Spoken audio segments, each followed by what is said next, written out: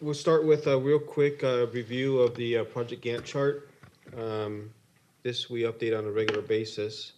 And as we can see here on the different regions, 1 through 6, the percentage has ticked up an average about 5. I mean, Region 4 has gone up 11 percentage points, but we kind of tick along somewhere between 5 and 6 as we move through. The biggest view here is that as the overall, the project is at 56%. So from last time was 49, so we broke the 50%, the 50% barrier, which has been actually a lot of work, but we're actually very good shape right now. The biggest challenge is just all the rain.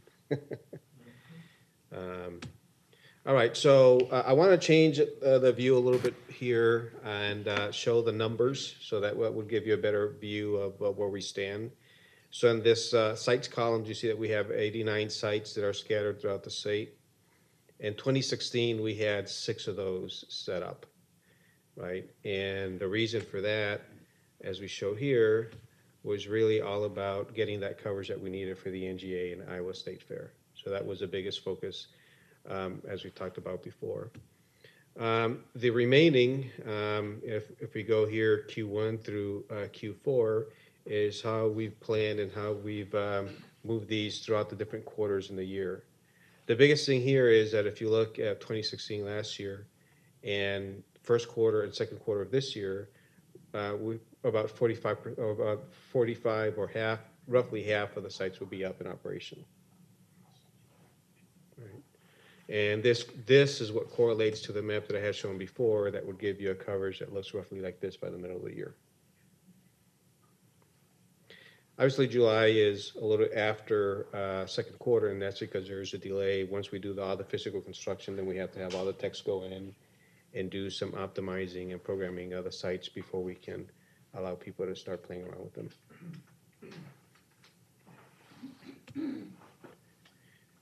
Then basically the other half, it's almost a 50-50 split, 45 and 44, but the second half of the year is where we have the remaining 44 sites up and operational so that we can have the map that looks like this. So we're still on track. We have challenges, and I think we'll have challenges all the way to the last day.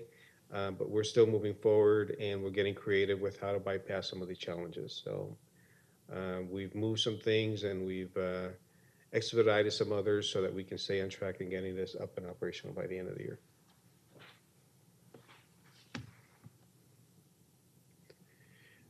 I guess the important thing here to show, or the interesting point here, is that you'll see that most of the activity is on Q2 and Q3 of this year, which makes sense because that's consistent with all the regulatory stuff that we've been going through, and also waiting for the weather to clear and so that we can have better conditions to work in and get all this stuff done. Also, cooperating with agencies so that we don't disrupt operations as well. So now that we're entering now into the better weather, all this stuff is kicking up because we either have the permits or we're about to get the permits ready. So it's just a matter of getting all the crews out there and working on all the sites. So that's the bulk of it, is basically between Q2 and Q3. So other activities, we've been really working hard on some integration in the project. So we've had Woodbury County integration. That's very complicated, just like it was with Westcom. So we're dealing with active operations. So we don't want to break things down for them. We're in the middle of that. We've transitioned. We've done several things like upgrade their power systems and whatnot. We're doing some tower modifications out there as well. So there's a lot of integration work going on there. And then we have all these other counties as well that have had different kinds of work going on as well. So we're doing all this stuff at the same time. So we've been pretty busy.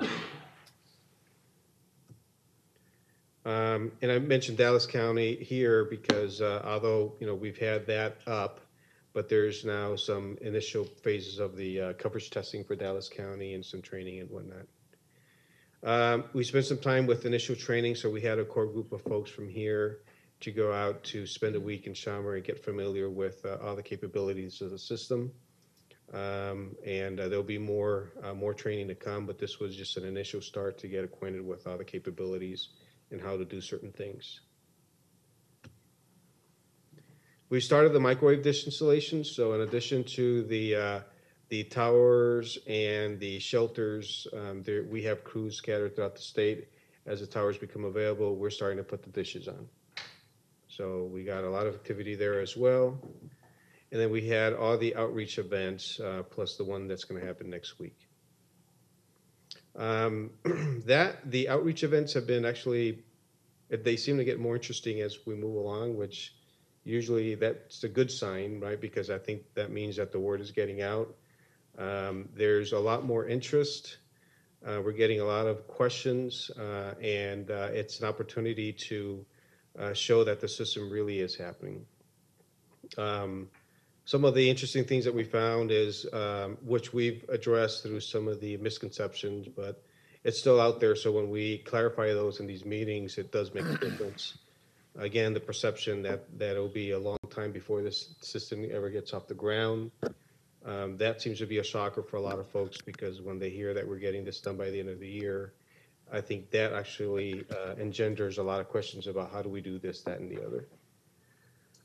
There's been concerns about things like ownership or control, so we've addressed a lot of those things, but and that's pretty much to be expected with a statewide system like this. You always get those kind of things, and it's just a normal thing to work through. So that's why it's really good to have participating in these outreach, and I foresee that out of this we'll probably get involved in local meetings as well, or in not just these regional ones, but really more localized as well.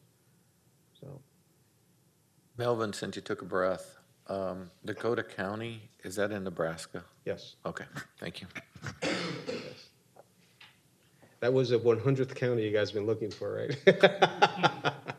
Yeah, that's it has to do with where they're placed. I mean, they might as well be in Iowa type deal. Part of the Woodbury. Yes, part of the Westcom system. I mean the Starcom system. Yep. Thank you for clarifying that. There are plenty of people and stuff who are like, there is no Dakota County, and